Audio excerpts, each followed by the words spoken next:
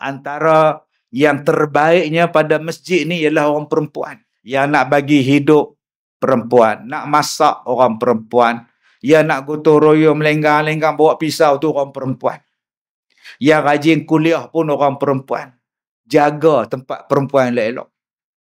Aircon tak sejuk, tambah lagi. Kadang-kadang orang kita tak jaga tempat orang perempuan. Kipas ni pun tahap sakaratul maut. Dah lah panas. Kipas pula rosak. Bila tekan switch dia,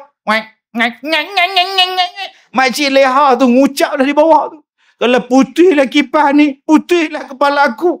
A'udzubillahi minasyaitanir rajim. Tatajafa junubuhum 'anil madaji'. Yad'una rabbahum khawfan wa tama'a wa mimma razaqnahum yunfiqun. Sadaqallahul azim. Terima kasih saudara pengacara majlis yang saya hormati, pengurusi dan seluruh ahli-ahli jawatan kuasa masjid yang dimuliakan, kepada ahli yang berhormat yang turut hadir ke majlis kita pada malam ini, yang saya muliakan kepada Tuan Timbalan Qadhi Daerah, kepada pegawai-pegawai masjid, pemimpin-pemimpin masyarakat dan muslimin, muslimat. Mudah-mudahan dirahmati, diberkati oleh Allah Subhanahu wa taala. Alhamdulillah tuan-tuan yang saya muliakan. Kalau kita bercakap tentang kehidupan kita, ada benda yang penting tapi kita buat-buat tak penting.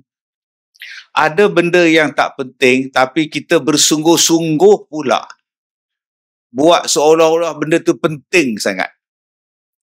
Contohnya apa Ustaz? Contohnya dunia lah. Dunia ni main-main je. Allah Ta'ala kata dunia ni main-main. La'ibun wa lahwun. Permainan dan tipu daya. Tapi yang dunia ni lah yang pulun sangat. Akhirat tu pula khairun wa abqa, baik dan kekal. Yang tu pula orang anggap main-main. Yang dunia kita bersungguh-sungguh. Yang akhirat pula simple sajalah. Ini penyakit ni tuan-tuan. Bahasa TikTok sebut ni parah ni, parah ni. Tenang tuan. Ini parah ni. Padahal dunia ni bila-bila masa boleh mati. Tambah sekarang ni mati saja. Artis sehari 3 orang mati, bayangkan. Selang sehari mati seorang. Selang sehari mati seorang. Kita punya Felkra ni bila tu Haji? 60? Tahun bila? 90? 92? 62. 65. Banyak ni parah ni tuan-tuan. Dah berapa ramai dah sahabat kita yang telah pun mendahului kita. Inna lillahi wa inna ilaihi raji'un. Selepas ni giliran kita pula. Mati tu adalah soal penting. Tapi orang tak nak sebut mati. Cakap mati pun tak nak, lambat lagi rasa nak mati. Hidup ini adalah benda yang bila-bila masa boleh mati. Yang tu pula yang kita duk bersungguh-sungguh. Jadi tuan-tuan yang saya hormati, ada benda itu bersifat dengan sifat khilafiyah. Yang itulah yang kita besar-besarkan. Tetapi benda yang menjadi rukun tak nak pula ambil tahu. Tak kisah pula. Ini pun parah juga ni tuan-tuan. Parah ni dalam kehidupan kita ni apabila kita tidak mengenali mana dia soal yang penting, mana dia soal yang tidak penting, mana dia soal yang boleh dikemudiankan, ada benda yang tak payah dikemudiankan. Kena buat sekarang. Saya seronok bila tengok anak-anak kita belajar. Ada budak tadika pakai ihram, pakai telekong, kemudian buat tawaf, buat sa'i. Bagus. 5 tahun belajar sa'i, 5 tahun belajar tawaf, buat umrah. Agak-agak bila dia orang nak buat haji? Agak-agak bila dia orang nak buat umrah? Lebih baik yang diajar kepada mereka ialah solat. Sebab Nabi kata, ajari anak kamu, perintahkan anak kamu sembahyang pada usianya 7 tahun. Yang kena perkemahnya, yang kena kursusnya ialah sembahyang. Umrah ni bila-bila pun tak apa. Haji ni bila dia nak pergi haji nanti, dia pergilah kursus haji. Bukan saya larang pula budak tadika pergi kursus haji. Tapi belum sampai masanya.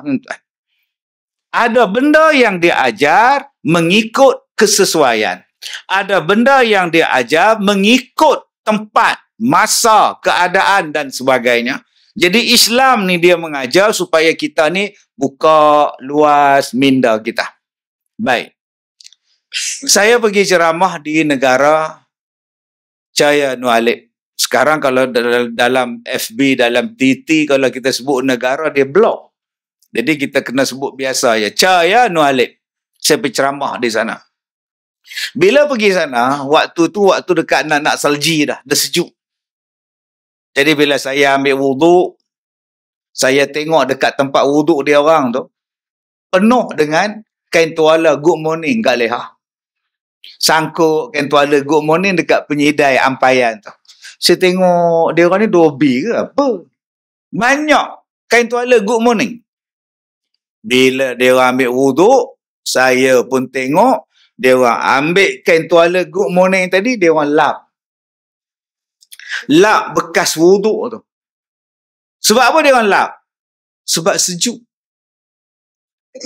Sebab sejuk.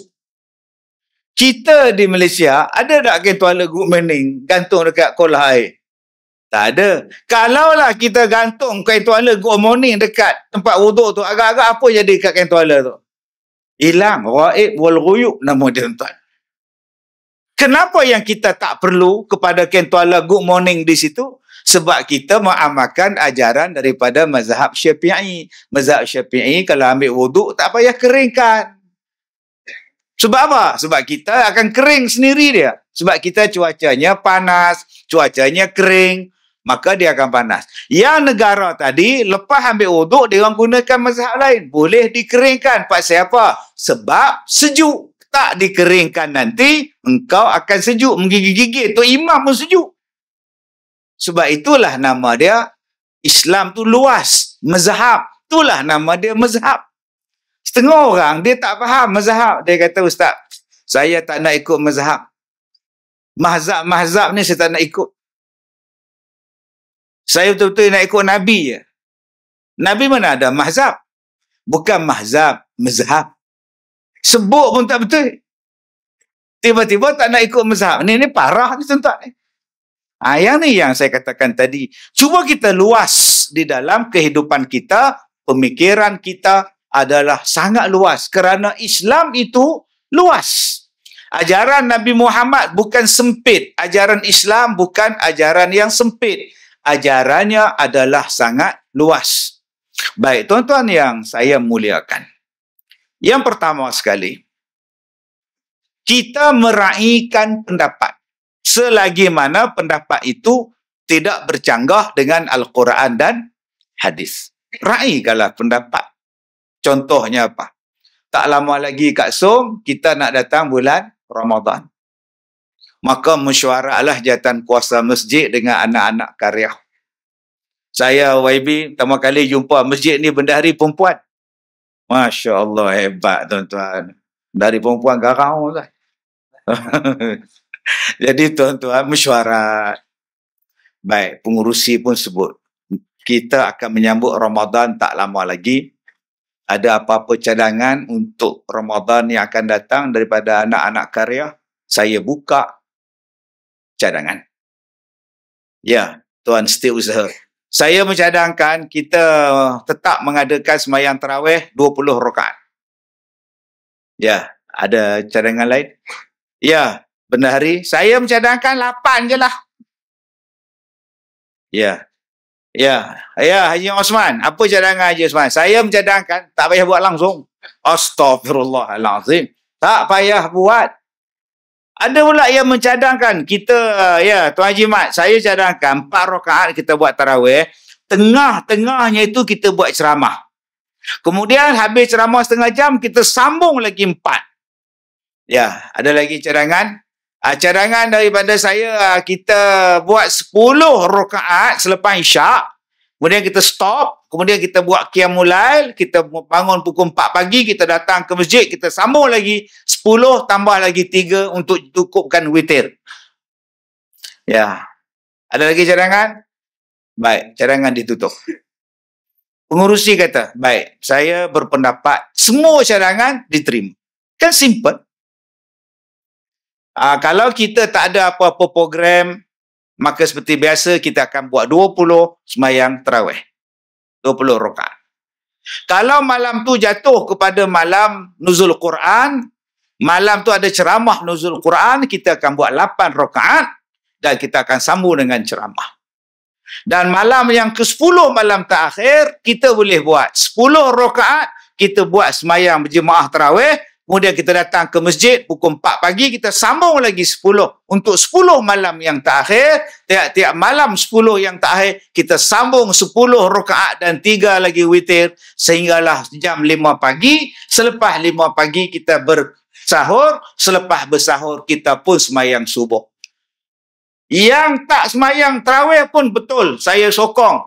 Bila datang banjir, gempa bumi, malam tu tak payahlah kita buat tarawih. Nampak? Meraihkan semua pendapat. Akhirnya tak ada gaduh. Yang 20 tak kata dia betul, yang 8 tak kata dia betul. Semua adalah diraihkan mengikut kepada keadaan. Sebab apa? Sebab Nabi tak pernah menetapkan berapakah minima, berapakah maksimum sembahyang tarawih. Nabi tak pernah cakap. Kalau tuan-tuan kata, Ustaz, saya nak ikut Nabi. Nabi Muhammad tidak pernah sembahyang tarawih berjemaah. Saya betul-betul nak ikut Nabi. Nabi Muhammad sembahyang tarawih di rumah. Berapa malam saja Nabi sembahyang di masjid, kemudian Nabi sembahyang di rumah. Yang tuan-tuan buat sekarang ni nak kata apa? Bid'ah. Tak. Pasal apa tak dikira bid'ah? Sebab Nabi tak pernah mengatakan tarawih mesti sekian banyak. Tarawih mesti buat di rumah. Tarawih mesti buat di sekian-sekian tempat. Tak, buat sajalah.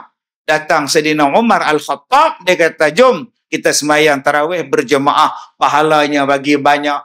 Qurannya lagi banyak, kita tersusun sembahyang tarawih. Maka orang pun ambil daripada Sayyidina Umar, sembahyang tarawihnya dilakukan secara berjamaah. Tak ada pula orang kata Sayyidina Umar tu bid'ah. Sebab apa? Sebab Nabi tidak memberikan pengkhususan. Engkau nak sembahyang berapa? Nak buat 8 pun betul, 12 pun betul, 14 pun betul, 24 pun betul, 60 pun betul kalau melarat. Ini yang sembahyang bergaduh, yang tak sembahyang tak bergaduh. Ni masalah ni parah ni tuan-tuan. Sepatutnya yang bersembahyang itu menjadi tenang, relax. Sebab apa? Sebab apa yang kita buat ini terpulang kepada kita. Mengikut kemampuan kita. Yang nak buat 8, silakan. Yang nak buat 20, silakan. Dia jangan sampai kepada satu tahap mengatakan, aku saja yang betul, engkau salah. Akhirnya pukul 10 belum sembahyang tarawih. Tengkor kat belakang. Orang tanya, bila nak sembahyang imam? Kejap, aku tak habis lagi dengan Bilal ni. Melampau Bilal ni. Akhirnya, jom kita balik. Nabi suruh kita menjaga perpaduan. Menjaga perpaduan itu adalah wajib. Sembahyang tarawih adalah sunat. Daripada kau bergaduh, hanya kerana nak dapat sunat, baik kau balik di rumah. Supaya kau tak bergaduh, kau sembahyang di rumah. Sembahyang di rumah pun betul. Jadi tuan-tuan yang saya hormati, masalah kita sekarang ialah kita memaksa orang untuk mengikut kita. Dan bila kita kata kita yang betul, ini masalah ni. Padahal semuanya betul. 2 minggu lepas saya pergi umrah. Okey. Dan tuan-tuan pun pernah pergi umrah, pergi haji. Saya pergi baru ni sekejap je, tak lama pergi. Saya tengok driver tu. Dia duduk belah sini, belah kiri saya. Kan, kita driver belah kanan, dia belah kiri. Jadi, naik kereta dia. Belah kiri lah kita pun. Driver bas pun belah kiri. Semua driver belah kiri. Semalam, saya baru balik pada Indonesia. Saya sampai di rumah pagi tadi pukul 3:30 pagi daripada Indon. 5 hari di Indon. Driver kereta belah Indon pula belah kanan. Sekarang mana yang betul? Belah kiri ke belah kanan? Arab belah kiri. Indonesia belah kanan. Agak-agak tuan-tuan nak kata yang mana betul? Malaysia belah kanan. Amerika belah kiri. Korea belah kiri. Jepun belah kanan. Sekarang tuan-tuan nak kata mana betul? Dua-dua betul. Tak, kita nak hak betul, Ustaz. Dua-dua betul. Yang ni pun ada JPJ, Malaysia pun ada JPJ, Arab pun ada JPJ. Dua-dua lulus Puspakom, sana pun lulus Puspakom, ada undang-undang ni, Pak. So, senang, simple. Bila kita pergi Arab, kita pakailah dreba belah kiri. Bila kita balik Indonesia, Malaysia, kita pakailah dreba belah kanan. Simple. Yang jadi masalahnya apa? Bila kita balik daripada Arab, kita tengok dreba belah kanan, salah. Salah. Belah kiri, Syekh. Bida'ah tau. Aku siku lagi kan. Kalau hang nak bawa belah kiri, hang kena pindah ke Arab Saudi. Simple. Bila kita mari duduk di sini, Malaysia mengamalkan ajaran steering belah kanan, maka pakailah steering belah kanan. Biasakanlah steering belah kanan, sebab steering belah kanan pun betul. Bila kita pergi ke negara Arab, kita pun pakai steering belah kiri. Sebelah kiri pun betul. Itulah nama dia uruf. Uruf setempat. Okey, belah Malaysia pakai macam ni. Belah sana pakai macam ni. Belah Malaysia pakai kunut. Belah mereka tak pakai kunut.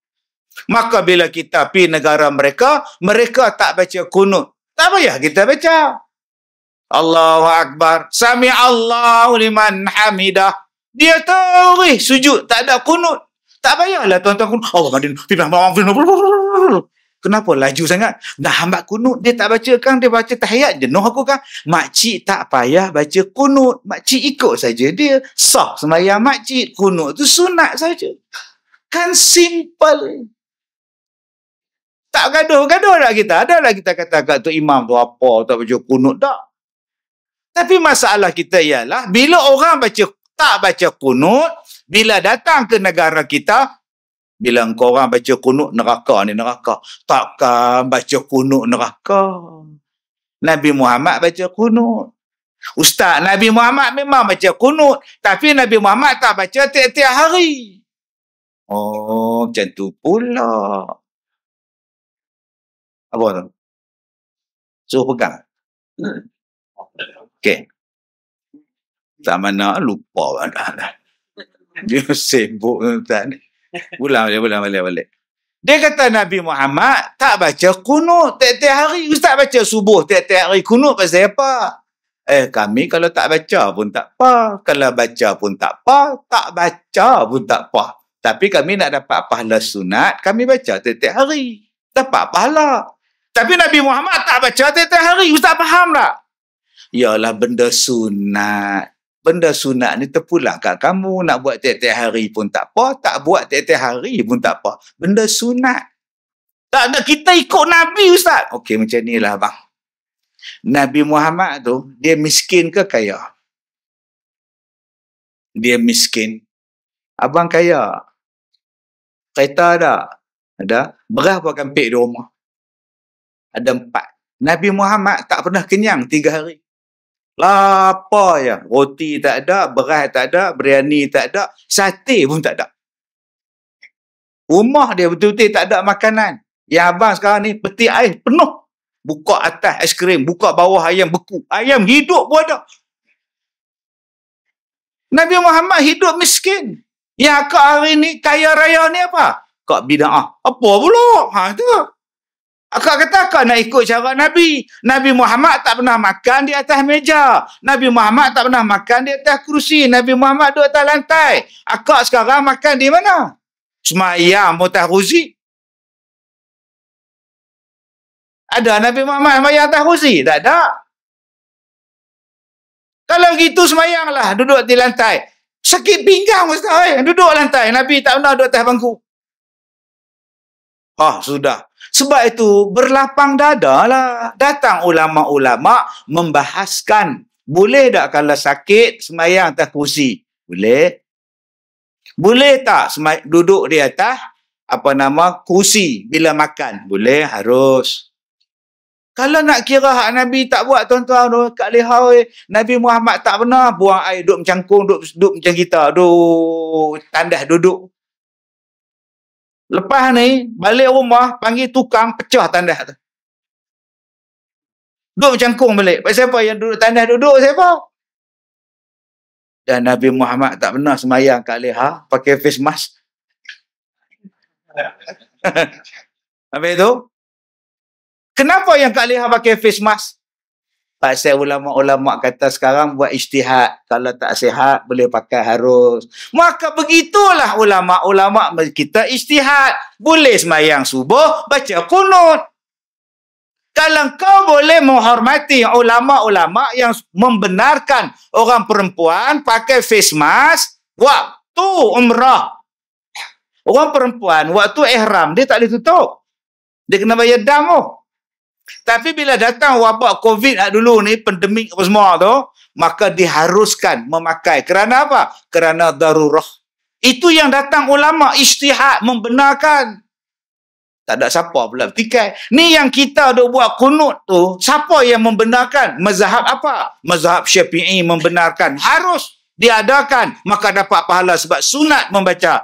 Yang Syafi'i kau tolak, yang ulama yang sekarang ni yang tak setara dengan Syafi'i kau, terima pula. Jadi sebab itu tuan-tuan yang saya hormati, persoalan khilafiyah takkan selesai sampai bila? Sebenarnya masalah kita di Malaysia ni lama dah selesai masalah khilafiyah, tapi bila dibongkar balik, itu yang jadi masalah. Cuba tuan-tuan tengok masalah tahun 70-an, ada tak masalah kunut? Tak ada. Tahun 80-an ada tak masalah talqin? Tak ada. Tahun 80-an ada tak masalah berzikir lepas mayang masalah? Tak ada.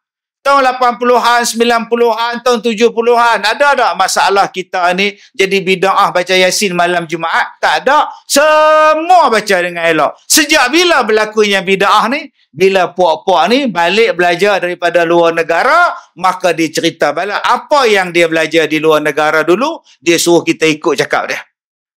Padahal yang kita amalkan di Malaysia ni pun ada ulama-ulama ni.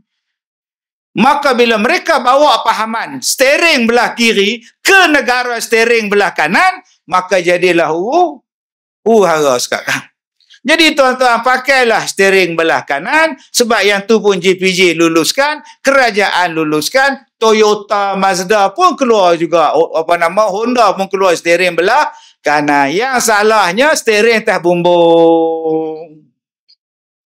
Yang tu salah. Yang tu salah. Yang tu salah. Yang melampau siapa? Yang tu bukan. Ustaz, ya.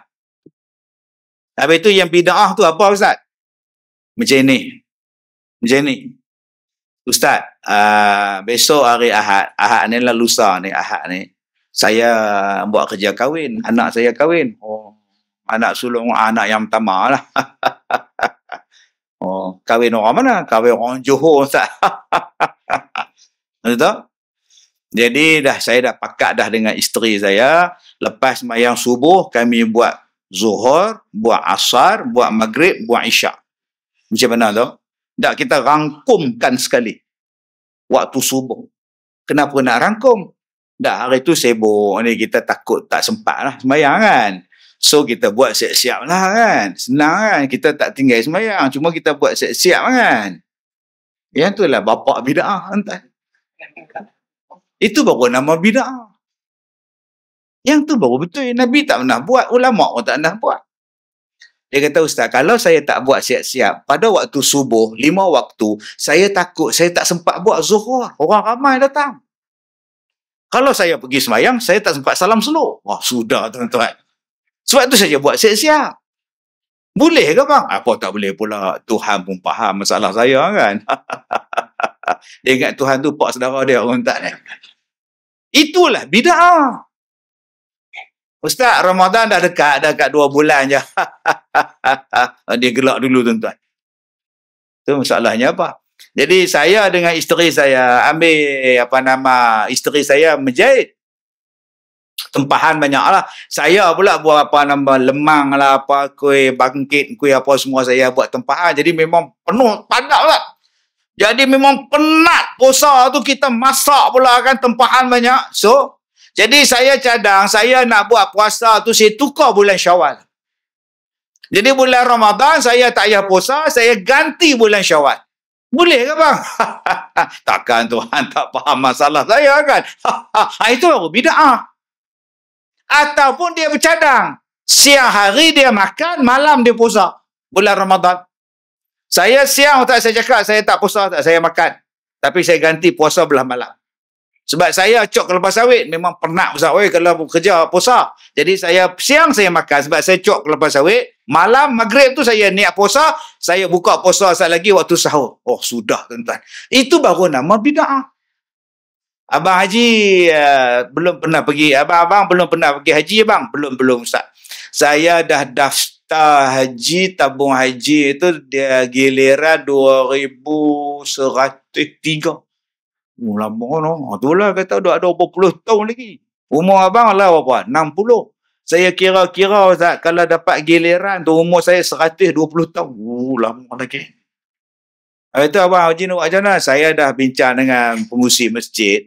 Tanah lapang ni kita buat Kaabah. Jadi kita buat haji sama lah kita sa'i di depan tu Ustaz. Kita berwukuf dekat padang tu Ustaz, melontar kat jemrah kat depan tu Ustaz. Boleh ke? Tuhan pun faham masalah saya. Yang tu baru nama bid'ah.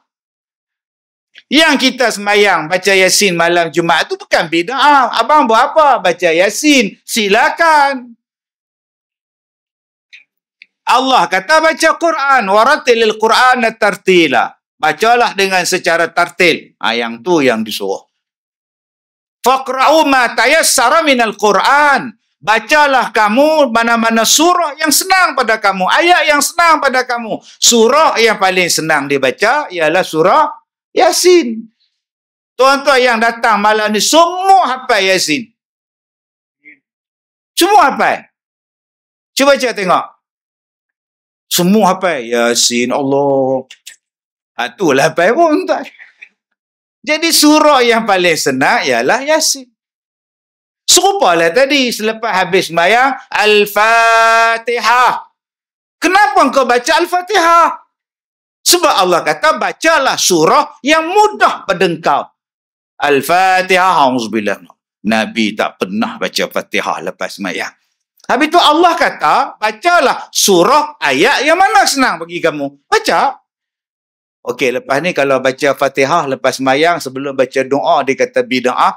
Habis sembahyang Assalamualaikum warahmatullahi Assalamualaikum warahmatullahi Astaghfirullahalazim Astaghfirullah. Al-Baqarah. Agak-agak bila nak habis? Lusa tak habis. Bila nak baca doa? Tak habis. Jadi surah yang paling senang tuan-tuan baca surah apa?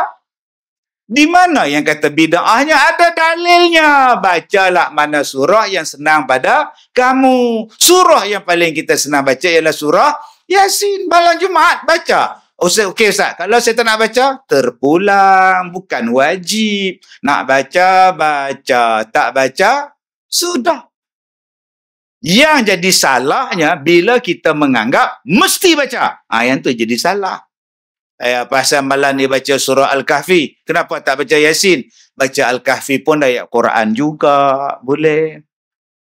Kenapa malam ni baca surah Ali Imran? Kenapa tak baca Yasin? Baca Ali Imran pun ayat Quran juga. Jadi bacalah apa-apa yang tuan-tuan boleh baca. Silakan. Tapi dalam banyak-banyak surah yang paling senang kita baca ialah surah Yasin. Tak pegang buku Yasin pun kita boleh baca.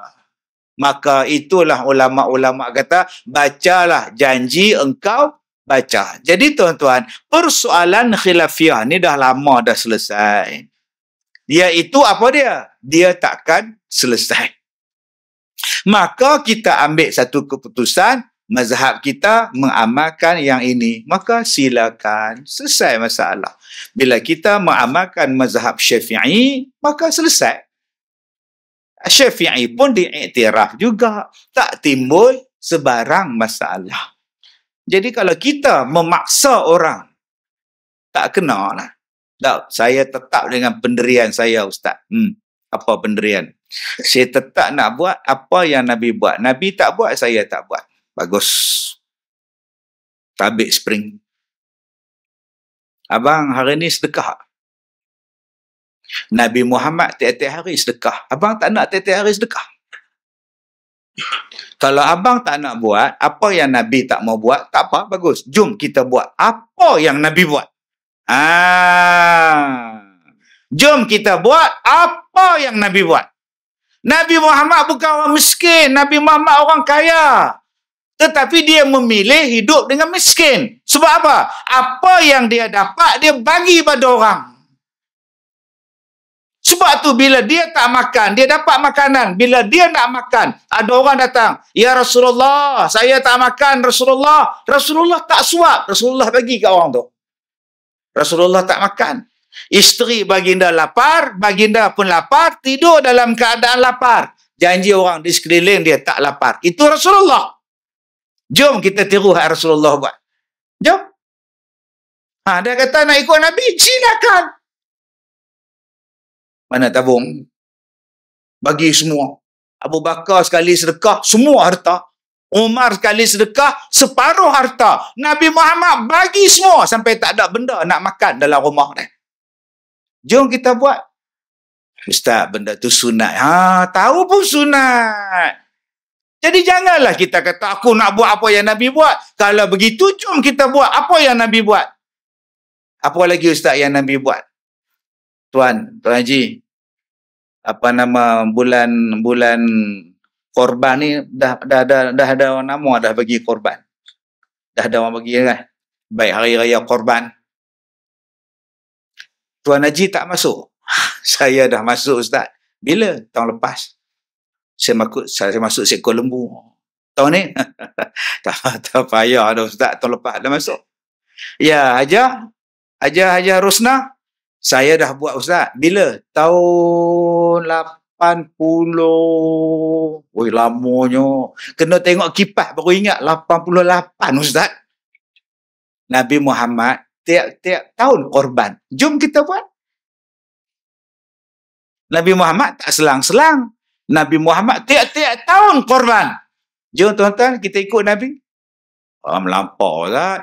Tadi ke awak cakap, awak nak ikut apa yang Nabi buat? Nabi tak buat sama. Kalau gitu jom kita korban.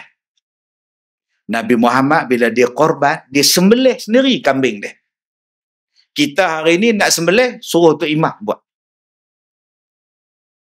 Nabi Muhammad sembelih sendiri. Bila kambing dia tak habis sembelih, dia panggil Sayyidina Ali, sembelihkan. Jadi janganlah kita mempertikaikan orang. Nabi Muhammad semayang tarawih. Dia tak fikir pun 20 ke, 8 ke. Tapi 2 rakaat Nabi semayang tarawih, surah Al-Baqarah, surah Ali Imran, surah An-Nisa. Punya lamanya berdiri, tuan-tuan, bila Nabi semayang sunat, lamanya 2-3 surah, 2 rakaat. Surah pula yang panjang-panjang. Macam saya, Ustaz. Saya sekali semayang, Ustaz, 3 surah. Qul huwallah, qul ya. Sudah, tuan-tuan. Yang kamu nak ikut yang 8, tapi kamu tak ikut yang lama. Kalau tahu ini tuan-tuan nak bergaduh lagi tentang 8 ke 20, baik, kita buat 8. Tapi kita buat macam Nabi semayang. 2 rakaat, 3 surah. Agak-agak berapa orang tinggal? Jangan hanya ikut 8 je, ikut lama. Ni nak buat 8. Qul huwallahu ahad, qul a'udzu birabbin nas, inna a'tayna, qul huwallah. Bagus, masjid ni cantiknya. 9 suku dah habis dah. Kalau gitu, baik tuan-tuan pergi negara seberang, 20 rakaat, 7 minit. Tuan-tuan tak tengok dalam YouTube. Allah, amin wa ahad, amin wa ahad. Yang kita dengar habis Fatihah tu amin je. Yang kita tahu dia baca ayat lazim tu pasal ahad. Punya laju. Ahad. Allah Akbar. Allah Akbar. Amin. Ahad. Nasib baik dia sebut ahad. Kalau dia sebut Sabtu. Surah apa pula Sabtu kat ujung ni. Jadi kita bukannya nak kira banyak. Kita nak tengok hang semayang macam mana. Ada tomak ninah ke tidak. Tu yang kita tengok. Jadi tuan-tuan yang saya hormati, jom kita berlapang dada. Masing-masing mengikut dia. Kalau kita tengok dalam mazhab Hambali dan mazhab Syafi'i, satu hari Nabi Muhammad bersama dengan 30 tentera kecil, angkatan kecil, jalan, Nabi terjatuh. Bila Nabi jatuh daripada kuda dia, Nabi sakit tepi ni. Maka Nabi pun bila time semayang, Nabi duduk. Nabi duduk. Dan sahabat berdiri. Sahabat berdiri, Nabi duduk. Kemudian Nabi kata dekat sahabat, kamu semua duduk macam aku duduk. Sebab tu mazhab Hambali pegang, kalau imam duduk, makmum pun kena duduk. Itu mazhab Hambali. Kemudian bila Nabi sakit nak wafat, orang usung Nabi, papah Nabi pegang Nabi masuk dalam masjid, Nabi dah uzur. Nabi tetap jadi imam semayang. Nabi semayang duduk, sahabat duduk. Nabi kata, kau orang bangun, biar aku seorang duduk. Yang kali kedua pula, Nabi semayang duduk, makmum semayang berdiri. Yang tu dipegang oleh mazhab Syafi'i. Jadi dua-dua dia ambil daripada siapa? Dua-dua dia ambil daripada sumber yang satu, iaitu Nabi Muhammad sallallahu alaihi wasallam. Kita tak boleh kata Hambali betul, kita tak boleh kata Syafi'i salah, kita tak boleh kata Syafi'i betul, Hambali salah. Dua-duanya ada daripada Nabi Muhammad sallallahu alaihi wasallam. Masalah kepada kita hari ni, bila kita kata aku je betul, hang salah. Tu dia. Dia mula nak bergaduh. Tuan-tuan yang saya muliakan, cuba tuan-tuan tengok dalam kehidupan kita dalam dunia ni. Semakin hari semakin ada banyak masalah. Masalah yang datang kepada kita ni tuan-tuan, jadi lemah. Jadi lemas. Cuba tuan-tuan tengok kalau orang lemah macam mana. Duduk dalam sungai, lemas. Dalam laut, lemah. Terkapar-kapar. Macam lagu Sudirman pula. Terkapar-kapar, ku kelemasan. Agak-agak siapa yang nak menyelamatkan waktu kita lemah tu? Dunia kita sekarang ni lemas. Pernah tak berlaku dalam dunia dulu-dulu zaman lemas yang sama? Ada. Nama dia apa? Zaman Nabi Nuh. Zaman Nabi Nuh tu lemah dengan banjir. Yang nak selamat, siapa-siapa yang naik dalam bahtera Nabi Nuh, dia selamat. Zaman kita sekarang pula tak ada banjir, yang jadi lemah. Macam-macam jadi lemah. Anak bunuh mak. Akak-akak kita ni mati silap-silap di tangan anak kita ke mak. Kita pun tak tahu abang-abang. Anak minta duit, kita tak bagi, dia ambil cangkui, dia cangkui kepala kita. Terbelah dua kepala. Rupanya yang bunuh kita, anak kita. Takut. Anak, bila ada masalah dalam rumah, anak timbul masalah. Jam kita dia jual. Blender kita dia jual. Cuai pun dia jual. Cuai bawa tak? Tu hak keluar air. Air panas ada, air sejuk ada. Mesin cuai nama ada. Yang tu pun dia jual juga. Ya Allah, ni parah ni tuan-tuan ni. Lemah. Kita hari ni jadi lemah dengan masalah. Ajaran sesat ada. Ni ajaran sesat yang sekarang ni dia kata apa? Nabi Muhammad tu Allah, Allah tu Nabi Muhammad. Tak kepenin tuan-tuan. Yang kita kata Allah tu Allah, Nabi tu Nabi. Tak, dia kata tak. Nabi tu Allah, Allah tu Nabi. Oh sudah. Entah. Dia mari pula ajaran yang bukan-bukan. Ada ajaran Rasul daripada kalangan orang Melayu. Nabi Muhammad tu Rasul orang Arab.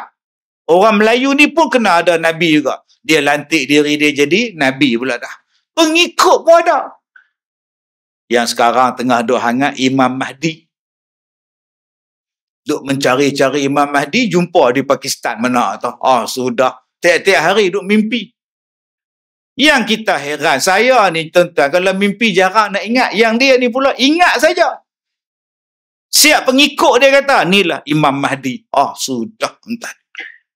Hei, bila tanya kenapa tak sembahyang? Tu saya dengan Tuhan. Imam Mahdi tak payah sembahyang. Astaghfirullahalazim. Ni jenis apa entah ni? Silat-silat dekat Velcro kita ni pun ada pula mengaku Imam Mahdi. Ada tak?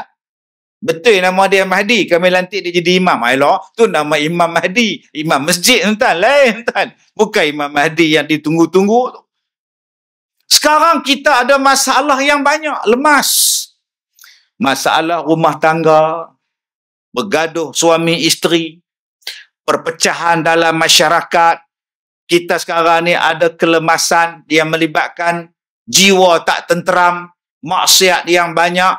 Kita mesti ada bahtera yang menyelamatkan kita sekarang. Yang kita kena ramai-ramai duduk dalam bahtera tu supaya kita selamat daripada lemas banjir dengan masalah yang banyak. Zaman Nabi Nuh, Allah ciptakan, Allah jadikan, Allah suruh Nabi Nuh buat kapal supaya pengikut dia selamat. Wasna'il fulk. Zaman sekarang ni tuan-tuan jangan buat kapal pula. Mentah-mentahlah masjid tuan-tuan di atas bukit, kita buat kapal. Zaman sekarang nak menyelamatkan kita, kita kena ada satu tempat. Di situlah tempat yang menjadikan masalah kita selesai. Di mana Ustaz? Apa kapal dia Ustaz? Nama dia masjid. Itulah gunanya masjid.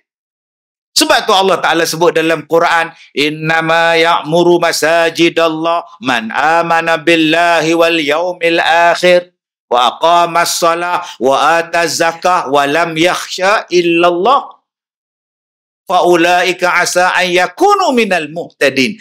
Orang yang datang masjid ni kata Allah, mudah-mudahan mereka dapat hidayah daripada Allah. Yang nak bagi selamat kita daripada masalah ni, kata Allah, mai dalam masjid. Orang yang mai dalam masjid ni, aku bagi petunjuk kepada dia. Tengok-tengok tuan-tuan, mai di masjid pun bergaduh. Dia tak menyelamatkan. Ini masalah kita.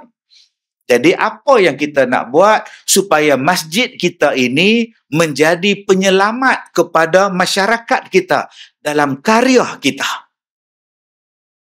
Maka nakhodanya kena jadi orang yang kemah. Yang nak mendayung kena kuat. Kena semangat. Kena ada bekalan yang cukup. Tuan-tuan ingat Nabi Nuh belayar tu, belayar gitu-gitu je kan? Apa tuan-tuan ingat Nabi Nuh tu belayar bawa kacang kuda kan? Kau nak buat bubuk Asyura. Apa Nabi Nuh tu belayar dalam kapal tu tuan-tuan, dia agak-agak dia minum je mana? Selama berbulan-bulan dia belayar tu, agak-agak dia minum air apa? Takkan nak pergi kat tepi air banjir, pergi cedok dengan kolem minum? Nak minum air banjir kah? Nabi Nuh ada tak? Dalam kapal Nabi Nuh tu, tangki air, ada? Cuba tuan-tuan fikir. Nabi Nuh dia bawa bekalan makanan, sayur-sayuran, ikan, lauk, apa semua ni, dia simpan dalam apa? Ada dia campur atas lantai kapal kah? Boleh tak kita kata Nabi Nuh simpan dalam peti air? Tu dia simpan dalam apa? Kita punya fahaman, orang zaman dulu bodoh. Hak cerdik kita. Kita lupa. Cuba fikir. Takkan dia bawa sayur berbulan-bulan duduk atas lantai. Busuklah sayur tu. Takkan dia bawa makanan. Makanan busuk lah. Mesti ada tempat simpanan dia. Air dia mesti ada tangki dia. Yang bawa tu pula bukan orang saja. Yang bawa orang tu 80. Yang dia bawa tu binatang. Berpasang-pasangan. Tuan-tuan, gajah makan banyak mana? Rimau makan banyak mana? Pernah tuan-tuan fikir tak? Jadi jangan kita kata zaman dulu bodoh-bodoh. Zaman dulu lah canggih. Cuma orang putih mengatakan zaman dulu bodoh. Maka kita pun ikut cakap orang putih. Akhirnya kita pun jadi... tuan-tuan yang kata, saya tak kata. Tak. Dalam Al-Quran kata manusia ni daripada Adam. Orang putih kata manusia daripada beruk. Tuan-tuan percaya dengan siapa? Tuan-tuan dan puan-puan, anak-anak cucu beruk yang saya hormati. Marah tak? Oh, ustaz marah. Apa orang menjadah punya ustaz ni? Cuba saya tukar, tuan-tuan dan puan-puan, anak-anak cucu Nabi Adam yang saya muliakan. Rasa bangga. Jadi jangan kita ikut orang putih. Ikutlah Nabi punya, Quran punya. La ilaha illallah. Duduk simpan. Kita asal pada beruk. Duduk tengok National Geographic dengan cucu. Tu apa? Itu orang hutan. Takut. Jangan takut. Kita dulu keturunan itu. Atuk beruk lah. Dia tengok. Kita bukan beruk. Kita tidak ada proses evolusi. Manusia tidak ada proses evolusi.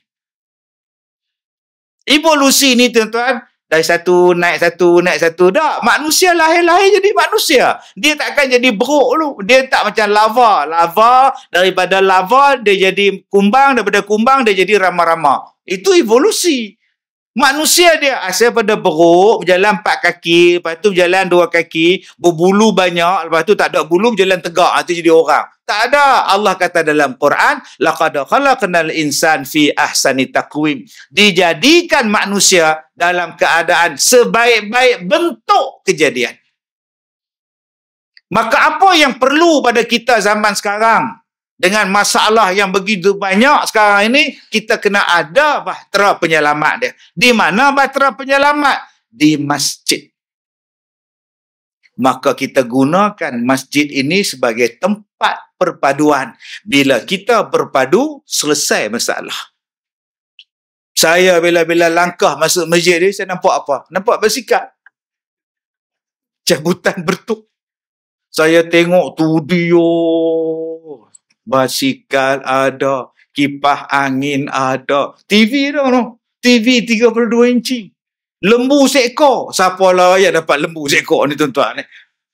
Allah, inilah dia nama dia, berkasih sayang. Bukankah berkasih sayang itu merupakan syarat iman? La yu'minu ahadukum hatta yuhibba li akhihi ma yuhibbu li nafsihi.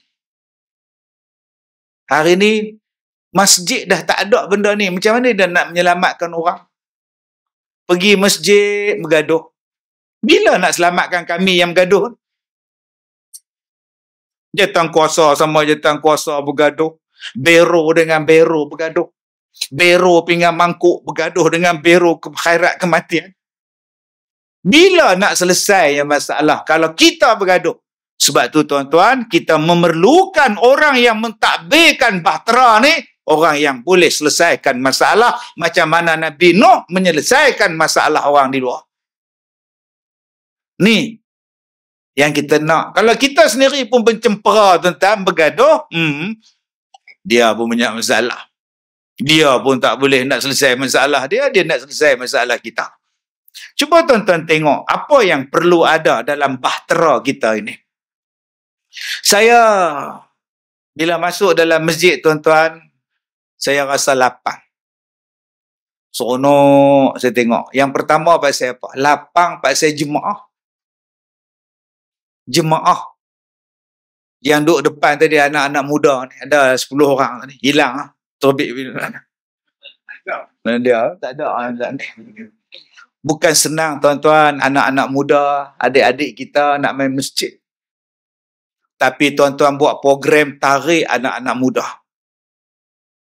Biar melekat dalam jiwa mereka, lepas ni mereka keluar dari Felkra, mereka bekerja di luar sana, rumah yang mereka akan cari, bahtera yang nak menyelamatkan mereka ialah masjid di tempat mereka pula. Sebab daripada kecil diasuh ke masjid, daripada kecil dibawa ke masjid, daripada kecil sembahyang berjamaah di masjid. Bila dah melekat, bila mereka keluar daripada Felkra kita, mereka bekerja, mereka tetap mencari masjid sebab jiwa mereka adalah jiwa masjid. Sebab tu saya kata tadi, saya seronok, saya tenang bila tengok anak-anak tuan-tuan datang. Tenang apa Ustaz? Bising berlari kat belakang. Itulah nama dia budak. Itulah nama budak. Budak biar lari biasa. Kita tengah sembahyang, dia duduk lintas. Dia tengok kita, tengok. Budak. Macam kita pergi umrah. Bila kita pergi umrah, kita letak beg sandang tu atas lantai sejadah. Anak Arab duk berlari-berlari, berhenti. Dia tengok beg kita tu. Lepas tu dia tengok muka kita. Sama gambar dengan beg kita. Sama muka dengan kita pula. Saya terkena kat saya dah. Tengah duduk semayang tu dia berhenti betul-betul beg sandang saya tu. Dia berhenti tak apa. Dia buka pula. Ni parah ni. Tuan-tuan nak buat apa kalau dia main beg tu? Dengan pasport dalam tu, duit dalam tu, kad hotel dalam tu. Tuan-tuan nak buat isyarat ke? Buatnya dia ceritakan apa dia, Abi! Sudah tuan-tuan. Pak dia besar pula. Penyepak dia penuh muka kita tuan. Nak buat apa tuan? Itulah nama dia budak. Sebab tu bila saya pergi umrah lagi, saya tak letak dah beg tu di bawah. Jadi tak khusyuk kita. Beg tu saya silang pula. Bila silang pula, bila kita rukuk, beg tu jatuh pula. Kacau sungguh. Lah saya tak bawa beg. Saya gantung kat tengkuk, lekat kat sini tuan. Dah selesai masalah. Allahu Akbar. Selesai masalah. Simple. Tu kaedah dia, kita belajar pada pengalaman. Macam kita datang masjid, malam ni dia orang buat jamuan tu, kita tengok yang datang ramai. Makanan pula rasa tak cukup ni. Jangan tak datang, Kak Leha. Malah datang, hari tu aku datang tak cukup nasi. Kak Leha datang juga, bawa nasi siap-siap dari rumah. Makan seorang-seorang belakang tu. Yang penting masjid tak tinggal. Aku datang dah masjid Ustaz. Habis tu, tak selamat Ustaz. Apa? Kasut saya hilang Ustaz. 3 kali Ustaz. Semalam dah datang sembahyang di masjid. Teruslah pakai kasut. Masjid aku tak tinggal. Kasut aku tinggal di rumah. Tak pakai kasut Ustaz. Pakailah kasut. Mangga pedai ayam. Letak ke depan tu. Masjid tetap aku tak buat. Aku tak tinggal masjid. Ustaz. Oi. Salah. Saya dulu Ustaz. Ni cerita yes kupang ni. Saya dulu tuan-tuan. Saya dulu timbalan pengurusi masjid. Merangkap imam satu. Imam merangkap timbalan pengurusi. Hebat. Bila saya balik pada umrah, nama saya tak ada sebagai imam dan nama saya tak ada sebagai timbalan pengurusi masjid. Dia letak senarai baru. Saya pun balik-balik pada umrah pergi sembahyang. Nak tengok giliran tugas. Tak tugas ke aku ni? Tak ada nama. Tak ada nama tuan-tuan. Tak ada Ustaz Kazim imam. Tengok pula senarai.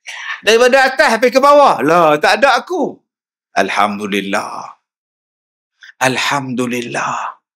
Tak payah aku pegang jawatan lagi. Allah tak soal aku di hari kiamat. Tapi masjid tetap datang. Kalau hari itu saya pegang sebagai imam, merangkap timbalan pengurusi, letih macam mana pun, kena datang masjid. Sebab hari ni kamu baca kunut nazilah. Kamu kena baca surah sejadah. Baca. Padahal balik ceramah pukul 3 pagi. Baca ayat sejadah hari Jumaat. Bila saya dah tak jadi imam, imam lain pula buat sejadah, terpulang. Saya lambat sikit pun tak apa. Pasal apa? Pasal tak jadi imam. Ayat sejadah panjang. Duduk mandi, tak habis. Relax. Tak ada tanggungjawab. Mesyuarat tak payah pergi apa, tak payah fikir, seronok. Yang penting aku jadi sembahyang berjemaah. Jemaah aku tak tinggal. Masjid aku tak tinggal. Pasal apa? Pasal ni rumah Allah. Engkau rumah siapa-siapa. Simple hidup tuan-tuan. Setengah orang, bila dia tak dapat jawatan dah, dia jadi ikut lain. Mam, tak pergi masjid. Alah. Elok-elok jadi imam, dia orang buang pula. Itu imam sembahyang di mana? Sembahyang di rumah. Senang. Jumaat pun di rumah. Saya imam, isteri makmum. Cantik dah imam. Jangan macam itu. Ini rumah Allah. Bila kita ingat rumah Allah, siapa-siapa saja pun boleh masuk. Pasal apa? Ini adalah menyelamatkan kita. Dengan apa? Dengan berkasih sayang. Dengan kasih sayang itulah menyelamatkan. Bagaimana Ustaz nak jadikan masjid ni menyelamatkan? Ni mimbar. Ni mimbar ni. Saya ceramah di Sarawak atas mimbar. Bukan baca khutbah. Mimbar. Tinggi mimbar dia. Kenapa? Orang terlalu ramai. Duduk di kursi, orang tak nampak. Lelah saya duduk atas mimbar. Lagi puas hati tengok tuan. Bida'ah. Nabi tak pernah ceramah atas mimbar. Ini pun masalah ni parah kan tuan. Habis tu mimbar yang begini mahal, takkan hari Jumaat je pakai. Pakai lah. Tujuan diadakan mimbar supaya bagi tinggi. Ada setengah orang bila tak pakai hari Jumaat, siap seal, tutup dengan plastik pula. Meja hakim tu, kursi hakim tu. Langsung tak pakai. Budak naik dia halak. Lari budak. Sampai ke pintu pagar masjid. Pakcik itu orang Jepun ke? La ilaha illallah. Ni mimbar. Apa dia guna mimbar? Di sinilah tempat melontarkan kasih sayang. Imam baca khutbah. Sedang jemaah yang saya hormati. Di sini saya nak maklumkan bahawa Haji Mat peringkat 2 sekarang berada di hospital kerana kencing manis. Jadi sama-samalah kita doakan. Dan yang mana sempat pergilah ziarah Tuan Haji Mat di hospital. Dalam khutbah imam sebut. Tapi ustaz dia tak ada dalam teks. Hang tambah lah. 5 orang pergi hospital ziarah Haji Mat. Engkau orang tahu mana aku sakit. Imam baca khutbah tadi petang Jumaat. Dia beritahu Tuan Haji sakit. Imam beritahu, baca khutbah. Semua kampung tahu dah. Oh, aku tak pernah datang masjid. Tapi orang masjid tak pernah lupakan aku. Ya Allah. Akhirnya datang ke masjid dia tuan-tuan. Bila? Waktu mati sembahyang mayat. Lah tuan-tuan. Datang juga tuan-tuan. Astaghfirullahalazim. Itulah peranan dia. Kita bagi tahu, tuan-tuan, di kampung kita hari ini dah ada orang minyak. Pesan pada isteri dan anak-anak gadis kita. Kejadian yang terbaru, opah leha. Opah kena rogol. Nampak tak? La ilaha illallah. Jadi jaga-jaga orang minyak ni. Kunci pintu semua. Jangan duk buka. Makcik-makcik jangan buka. Pesan pada isteri kita. Orang tak kenal ke apa, jangan buka pintu pagar. Tutup. Kenal lah seorang tu. Orang pergi jumpa Kak Leha umur 74. Geng-geng marhaban pergi jumpa. Lah, opah kena kamu, kena mari. Ingat ke dia main hantar gas rupanya orang minyak. Betul? Kena lah kata. Opah Leha tak melawan. Mula-mula melawan juga, lama-lama biarlah. Sudah tuan-tuan. Ni parah ni tuan-tuan ni. Benda faham, tak faham sudah tuan. Jadi janganlah kita gunakan mimbar kita, khutbah kita nak bawa perpecahan. Kita ajak. Inilah tempat dia. Nama dia rostrum, meja kuliah. Meja kuliah adalah meja untuk menyebarkan kasih sayang Muhammadur Rasulullah. Wallazina ma'hu asyidda'u 'alal kuffar ruhama'u bainahum. Saya sebagai penceramah mai pada Ipoh setengah hari tuan-tuan mai ni tuan-tuan dengan jam. Bapak punya jam tuan-tuan ni. Masya Allah. Besok 14 bas akan melawat sekolah saya. 14 bas. Malam besok saya ceramah di Bandar Universiti di Sri Iskandar. Sibuk tuan-tuan. Hari Ahad saya ceramah di Sungai Petani. Hari Isnin saya ceramah di Sungai Petani. Hari Selasa saya ceramah di Kuching. Hari Rabu di Kuching. Hari Khamis di Kuching. Hari Jumaat Langkawi. Mana ada di rumah. Umrah Indonesia. Indonesia insya-Allah Kuching pula. Kuching Langkawi pula. Tak dan jumpa isteri. Tak sempat kat Som jumpa isteri. Ada orang ajak saya menikah, tak payah. Saya tanya kat dia, pasal apa ajak saya menikah? Sebab saya rasa ustaz mampu membimbing saya ke syurga. Kau. Sebab saya nak dapat ilmu pada ustaz. saya nak jadi isteri ustaz, dapat ilmu. Tak payahlah kau, Nak dapat ilmu jadi anak murid. Nak dapat ilmu kalau jadi isteri, takkan dapat. Jumpa pun tidak. Katalah saya balik malam ni, agak-agak sampai rumah berapa? 4 pagi. Semalam sampai rumah 3 pagi. Hari ni 4 pagi. Ada saya sampai rumah tu. Mama, bangun. Kita buka kitab faraid. Buka. Mana ada tuan-tuan. Terobatlah lah. Tak dah. Tak usahlah kau ayah. Pilih balik. Umur makcik tu 67. Bukan sebab saya tua ke ustaz tolak saya. Tak. Ustaz, saya boleh terima ustaz. Walaupun ustaz muda pada saya. Memanglah kau boleh terima. Yang tak boleh terima saya. Berat ni. Tapi kalau 27 tu Haji, insyaAllah kan. Kita ejah lah macam mana pun kan. Kita buat kuliah online ke apa kan. Tuan-tuan, saya datang dari Ipoh. Apalah maknanya saya datang jauh-jauh. Jam-jam teruk-teruk cuti raya Christmas ni. Kalau saya datang bawa perpecahan pada tuan-tuan. Apa faedah? Semayang elok-elok daripada 4 saf tinggal 2 saf. Nak buat apa? Jahatnya saya ni, kalau saya datang di sini membawa cerita-cerita yang menjadikan tuan-tuan ni habis rosak. Sebab tu kita bukan boleh sebarangan letak orang tempat ni. Biar letak orang yang boleh pandu kita. Supaya kita ni betul naik kapal kita. Kalau Nabi Nuh tak retilah dalam ilmu pelayaran tuan-tuan, agak-agak kapal dia ke mana? Tuan-tuan kata orang dulu-dulu bodoh. Habis tu kalau Nabi Nuh bodoh, macam mana dia bawa kapal? No, kona. Menjerit orang belakang tu. Hai, dua hai saja. Duk dia lah, aku tahu lah bawa. Nabi Nuh dia orang yang belajar, orang yang tahu boleh buat kapal. Serupalah kita, ni mikrofon, ni kerusi, meja, ni kitab. Kau pandulah orang yang nak mengaji ni pada jalan yang betul. Jangan kau gunakan benda ni menjadikan orang makin keliru. Kita hak mengaji ni, kita yang dengar ceramah ni, mula-mula nak faham lah. Betul? Tak faham pula Ustaz. Tak, mula-mula tu dia kata halal, betul? Itu haram pula. Haram tu halal, haram. Makcik tak faham Ustaz. Oh, halal makcik. Pozak. Jadi ni kalau boleh tuan-tuan, kita ajak, jom.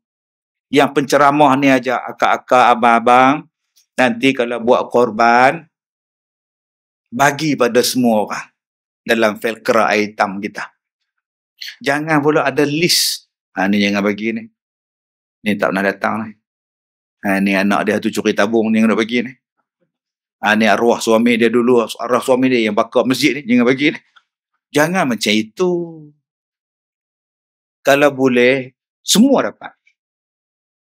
Yang tak pernah datang masjid pun dapat. Ada biro yang bertugas mengagihkan kepada yang tak pernah datang. Nama dia apa? Husin Tablet. Ambil Husin Tablet, 5 orang bawah AJK dia, kamu ditugaskan edarkan daging korban ni pada yang tak datang. Assalamualaikum. Waalaikumsalam. Apa hal ni? Saya dari masjid insyaAllah mau berikan daging korban untuk tuan. Takkan saya tak pergi masjid pun takkan saya dapat. Kami masjid tak pernah membeza-bezakan yang pergi atau tak pergi. Inilah kita punya daging korban untuk tuan. Agak-agak orang yang tak pernah pergi tu rasa apa? Dia bawa daging tu ke dapur. Apa tu bang? Daging korban. Orang masjid kasih. Ya Allah bang. Saya dah kata dah pergi masjid bang. Dia orang tak pernah lupa kita. Ya Allah. Malunya. Dia orang bagi kat kita bang. Dia orang tak lupa bang. Pergilah bang. Oi. Maghrib tu dia datang tau. Tak pernah datang. Pasal sekilo tu dia datang. Dia cari Husin Tablet tau. Husin, ada lagi tak daging? Astaghfirullahalazim. Kalau tuan-tuan berpecah belah, jangan bagi itu warna lain. Jangan bagi itu warna lain. Jangan bagi itu warna lain. Ada warna pula. Lagi huru-hara tuan-tuan. Bila masjid ni nak jadi bahtera penyelamat? Jangan pilih mayat. Siapa mati, uruskan. Tu kita dah ada dah tempat mandi mayat. Allah. Van mayat ada je? Ada. Saya jumpa van mayat, tuan-tuan. Wildfire. Wildfire buat van mayat. Waktu hidup tak merasa, alhamdulillah. Waktu mati merasa lapang ke kubur, tuan-tuan. Naik wildfire dia. Hidup dengan sonoknya tanpa ada pilih kasih. Tengok-tengok dia miskin, tak ada duit nak bayar. Tak apa. Khairat kematian masjid akan bayar kain kapan, upah gali liang, upah mandi jenazah apa semua kami tanggung. Kan simple. Ya Allah, terima kasih. Ini tidak aja. Van mayat 150. Mandi mayat imam tu 200.5, dia bagi diskaun 200 sudah. Liang lahat, pasal liang lahat kat belakang murah sikit lah, 200.5. Kalau corner lot 400. Tak menang tuan-tuan. Kena jual pula lah gelang mat aku. Cuba kita jadikan masjid kita ini bahtera penyelamat. Orang susah dapat penghargaan. Orang yang senang ada ruang untuk bersedekah. Dan bila tuan-tuan sebagai jawatan kuasa masjid agihkan pula, yang bertambah kaya akan terus bagi. Sebab apa? Sebab dia nampak kita mengagihkan kepada yang berhak. Saya bila tengok tadi senarai-senarai semua anak-anak karya, daripada yang berhormat bagi sumbangan, pengurusi bagi sumbangan, yang rahsia semua ada. Ada yang bagi list. Ajah ni bagi air fryer. Air fryer Kak Som. Ada yang bagi kipas angin. Ada pula yang ni nama sekian, zaitun. Ada rahsia. Allah. Apalah rahsia tu. Tengok-tengok sabun. Jadilah. Jadi tuan-tuan yang saya muliakan. Inilah yang saya suka, tuan-tuan. Kita tak ada pecah belah. Kita tak ada berpecah kerana parti. Saya tengok YB pun duduk menyembang dengan kawan-kawan dia macam biasa. Tak ada apa, relax. Tak ada nak kata protokol ke apa. Tak ada. Ni yang kita nak. Masalah kita selesai sama-sama. Kadang-kadang perbezaan khilafiah menjadikan kita tak bersatu hati. Saya dah kata dah tadi. Tuan-tuan nak buat kunut, buat. Tak mau buat, sudah. Tuan-tuan nak baca telqin, baca. Tak nak baca, sudah. Tersam gaduh. Saya kadang-kadang saya baca telqin, saya baca duduk. Kadang-kadang saya langsung tak baca telqin. Pasal apa? Hujan. Balik terus, tuan. Kadang-kadang saya baca talqin berdiri. Pasal Nabi dalam hadis disebut menghadap ke arah mayat, muka tu berdiri. Takum, diri. Ada kalanya saya duduk. Pasal apa? Tak harap diri lah. Saya duduk. Terpulang. Ada waktunya saya tak baca talqin langsung. Terpulang. Ada waktunya saya buat bacaan Yasin di sekolah saya malam Jumaat. Ada kalanya saya tak baca Yasin. Pasal malam tu ada kuliah maghrib. Baca kitab. Tak baca. Ada waktunya saya baca kunut. Ada waktunya saya tak baca kunut. Dia bukan jadi satu benda yang boleh membawa kepada kita pergaduhan. Ada waktunya tuan-tuan saya berzikir dengan kuat. Subhanallah, subhanallah. Sebab apa? Sebab yang datang tu pelajar-pelajar. Pelajar-pelajar yang bermasalah. Sekolah hantar, sekolah ni hantar 5 orang, 10 orang, 5 orang, 10 orang. Yang datang ni semua bermasalah. 3 hari 2 malam tidur di sekolah saya. Buat motivasi. Apa saya buat? Jom kita zikir kuat-kuat. Orang lain tak ada. Dalam surah tu kami je. Subhanallah, subhanallah, subhanallah. Supaya apa? Bebaskan, lapangkan. Tapi kalau makcik-makcik pondok, subhanallah. Subhanallah, subhanallah, subhanallah. Alhamdulillah, alhamdulillah. Pasal apa? Pasal mereka dah belajar, dah zikir.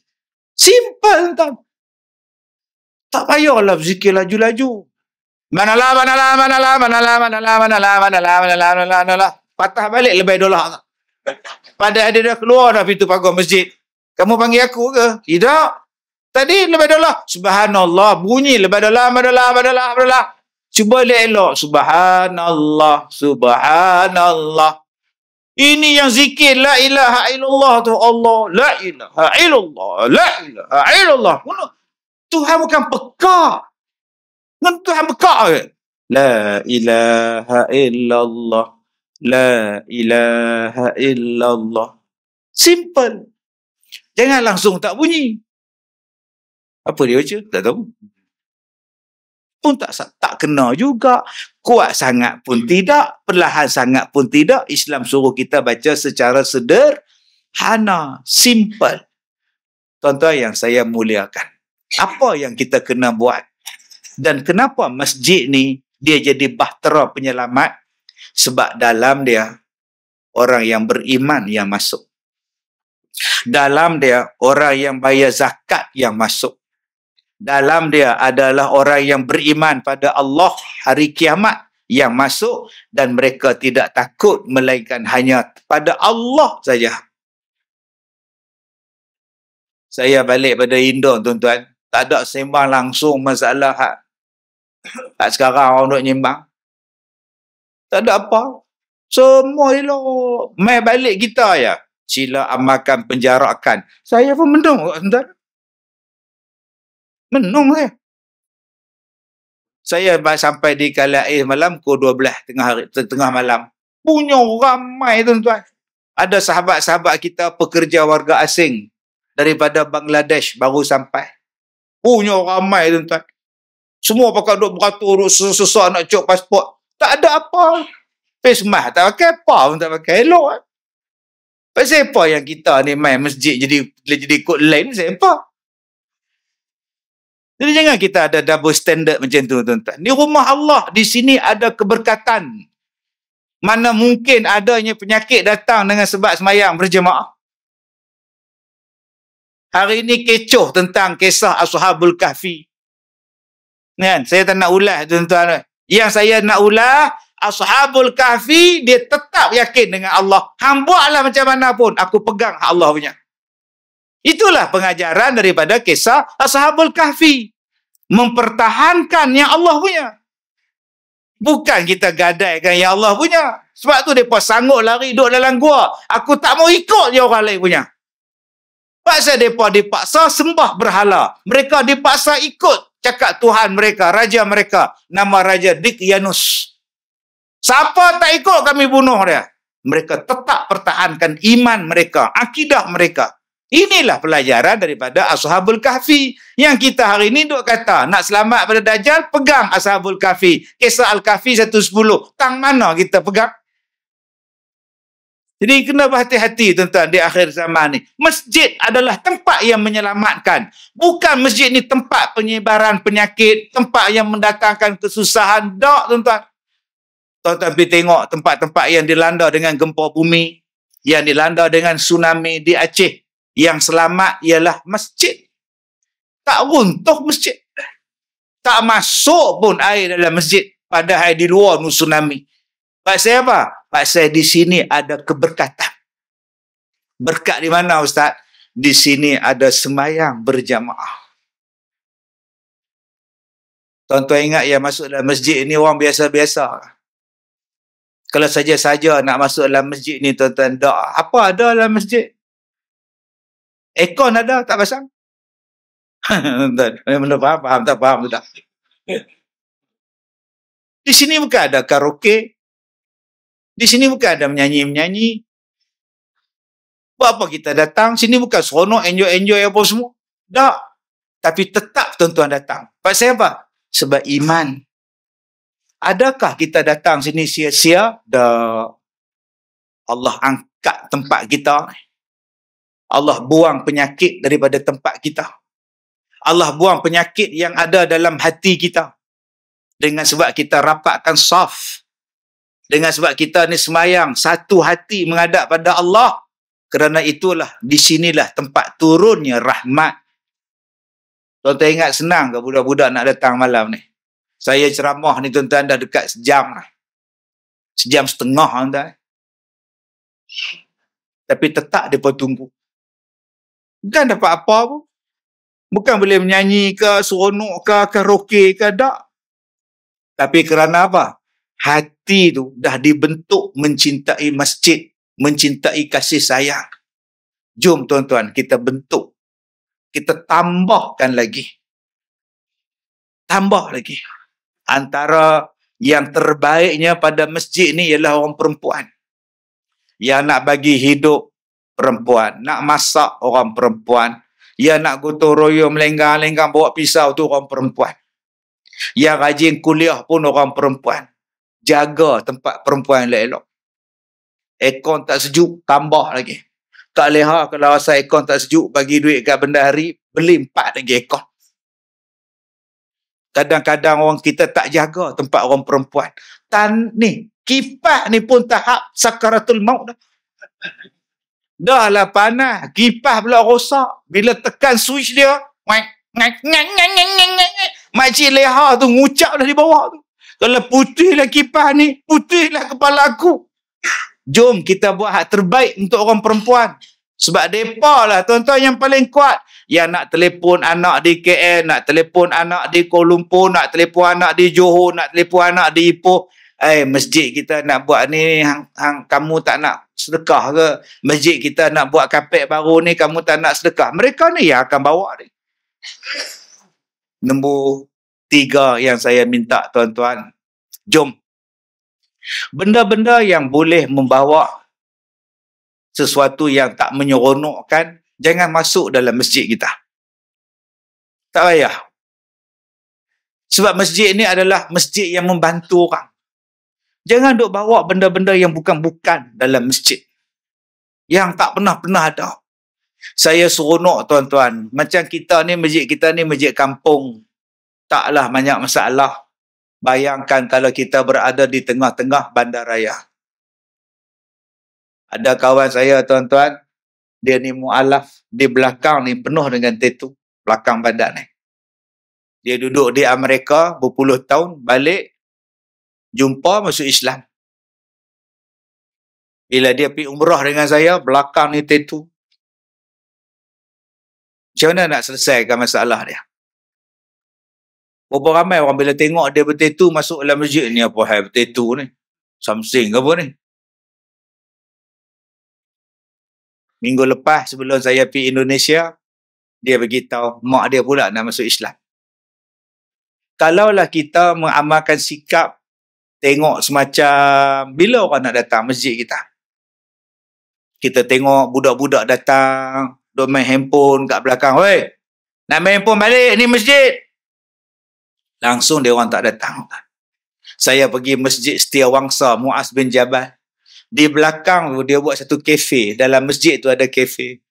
Ada kursi, ada meja, ada kuih, ada balang, biskut, ada air cowe. Ada cowe di situ tuan-tuan. Mereka bila bancuh, mereka minum sambil mereka buat kerja sekolah. Daripada mereka lepak dekat kedai ayam goreng, mereka lepak kedai dekat Bintang Bak, mereka datang masjid, mereka buat kerja sekolah, mereka main laptop tuan-tuan. Ada wifi di situ. Dia kata, Ustaz, mak bapak budak duk tunggu anak sekolah agama rakyat, main lepak dekat kafe tu. Percuma. Makanlah apa nak makan. Minumlah. Bancuhlah air. Saya tanya pada pengurusi masjid ni, siapa yang bagi gula, kopi, teh, susu? Anak karya letak Ustaz. Habis je tambah. Lama-lama begini. Minggu lepas, sebelum saya pergi Indonesia, dia orang panggil saya, pergi tengok tempat mereka. Satu karya datang tuan-tuan. Jual laksa, jual baju terpakai, jual tie terpakai, kasut terpakai, kain pelekat terpakai. Saya punya baju ada 10 lai. Saya bawa baju yang elok letak. Baju Ustaz Kazim, baju Ustaz Kazim. Jual RM15, RM20, masuk tabung masjid. Punya hebat masjid ni tuan-tuan, Masya Allah. Tak nak politik, tak ada bergaduh masalah khilafiah apa semua. Yang kita bekerja Ustaz, bantu masjid. Sebab masjid ni dia ada senarai gelandangan. Senarai orang yang gelandangan. Mereka ambil duit, mereka ambil baju, mereka bagi makanan, sampailah gelandangan ni boleh bekerja, boleh berkahwin dan ada rumah sendiri. Ini masjid di Setiawangsa. Kita tak sampailah tahap tu, kita dalam felkra kita. Kita masing-masing ada rumah. Tapi di luar sana tuan-tuan, ada orang yang nak bergaduh suami isteri. Di luar sana ada orang yang sakit. Bukan setakat sakit fizikal, sakit hati. Ada di luar sana orang yang menghadapi masalah gangguan. Bila dia gangguan, dia jadi murung. Dia ambil pisau, dia tikam. Dia jumpa sungai, dia terjun. Dekat siapa dia nak pergi mengadu, tuan-tuan? Ada orang yang bergaduh dengan isteri dia. Bergaduh dengan suami dia. Dia nak lari mana? Dia nak duduk dalam masjid. Pintu pagar. Masjid kunci tebal. Dia nak mengadu dengan Tuhan. Masjid pula kunci. Dia larang tidur dalam masjid. Akhirnya bila kita tak buat masjid sebagai tempat selesai masalah, dia nak pergi mana? Sebab tu ada di Kedah masjid yang buka 24 jam. Kau nak gunting rambut? Ada. Kau nak minum? Ada. Kau nak makan? Ada. Kau nak ni? Ada. Semua ada. 24 jam buka, tuan-tuan. Kau nak semayang? Silakan. Silakan. Silakan. Lama-lama, tuan-tuan, masjidnya penuh orang. Sebab masjid itu telah menjadi tempat menyelesaikan masalah masyarakat. Saya pergi masjid ni, waktu tu, masjid ni belum lagi jadi macam sekarang. Dia orang jemput saya pergi, saya masuk dalam tandas dia. Ni tandas apa ni? Hotel ke? Masjid ke apa? Saya masuk dalam tandas tu, keluar balik. Wih, canggih ni tandas ni. Selalu kita masuk dalam tandas masjid, tutup hidung dulu. Selalu kita buka pintu tandas, tengok dulu. Kadang-kadang kita duduk mencangkung, lubang besar tu. Kita nampak orang luar nampak kita, tuan-tuan. Pintu tandas tak pernah tukar. Ada yang pintu selak pun tak ada. Bila kita tanya pengurusi, bila nak tukar pintu je, berlubang pintu tandas. Itulah YB janji nak bagi, tak ada pun. Oh, sudah. YB juga kena, tuan-tuan. Padahal tabung masjid ada. Bankrupt YB macam ni, tuan-tuan. Bila saya pergi ke masjid dia orang, saya tengok tandas dia, Allah. Subhanallah. Daripada tandas nak pergi ke masjid tu, laluan cantik. Saya pun berbual dengan ustaz tu. Cantik tandas ustaz ni. Lain macam. Ustaz, saya nak jadikan masjid saya ni R&R. Laluan orang boleh singgah di sini waktu bila pun boleh singgah. Ada kedai makan, ada kedai itu, ada buat ini, ustaz. Masjid ni lama-lama takkan ditutup, ustaz. Sekarang dah jadi kenyataan, tuan-tuan. Saya suka kalau kita jadi macam masjid di Singapura. Dalam dia ada kilang roti. Masjid dia tinggi. Di bahagian tingkat 3 tu, mereka buat kilang roti di situ mengagihkan pada orang ramai. Islam mendapat, tak Islam mendapat. Roti buat dalam masjid. Saya suka kalau tuan-tuan jadi macam itu. Masjid adalah tempat untuk menyelesaikan masalah. Macam di Singapura, ada satu masjid, tempat buang tetu. Siapa yang nak buang tetu, datang masjid kami. Percuma. 30 kali treatment. Buang tetu. Sampai habis. Lama-lama tuan-tuan yang bertetu tadi menjadi ahli jemaah masjid. Tapi semua benda itu tidak akan menjadi kenyataan kalau kita membawa budaya berpecah belah. Tidak ada budaya wa ta'awanu 'alal birri wat taqwa, tolong menolong, tak ada. Yang kita bawa ialah budaya khilafiyah. Tu tak boleh, tu tak boleh. Lama-lama orang tak mau pergi masjid. Bila orang tak mau pergi masjid, orang lepak kedai mamak tengok bola. Bila tak ada, orang pergi karaoke. Tak ada karaoke di Jempol, orang pergi ke pekan lain main karaoke. Tuan-tuan yang saya muliakan, banyak pengalaman saya berjalan di seluruh dunia. Banyak, tuan-tuan. Saya bersyukur pada Allah jadi penceramah ni macam-macam tempat jemput saya, bukan dalam Malaysia ya, di luar negara. Yang itulah yang saya cuba bawa dalam ceramah saya, yang saya cuba bawa dalam sekolah saya. Sekurang-kurangnya kita menjadi penyelamat dan bahtera penyelamat dalam masyarakat. Jadi saya doakan mudah-mudahan masjid kita ini dirahmati Allah. Tuan-tuan yang hadir dan yang tak hadir diberkati oleh Allah. Kampung kita dilindungi daripada penyakit dan wabak. Anak-anak cucu kita diberikan kebaikan dan rezeki yang berpanjangan. Jadi saya tutup dengan doa mudah-mudahan ada kebaikan atas kedatangan kita pada malam ini. Bismillahirrahmanirrahim. Alhamdulillahirabbil alamin wassalatu wassalamu ala Rasulillah wa ala alihi wa ashabihi ajma'in. Bismillahirrahmanirrahim. La ilaha illallah